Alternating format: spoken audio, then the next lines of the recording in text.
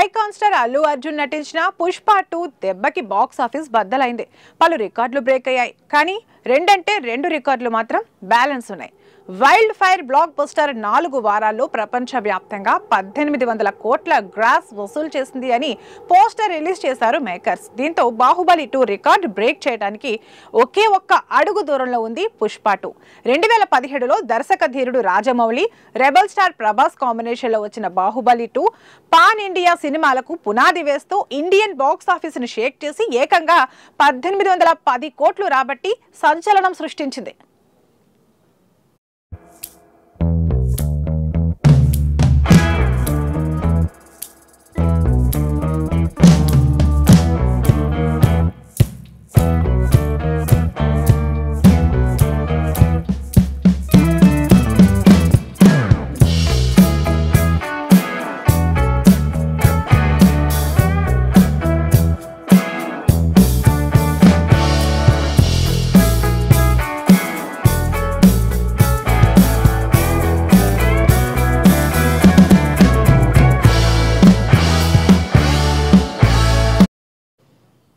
ఈ cinema release అయ్యి 8 ఏళ్లు కావస్తున్నా ఇప్పటి వరకు మరో సినిమా దీని దరిదాపుల్లోకి కూడా వెళ్ళలేదు.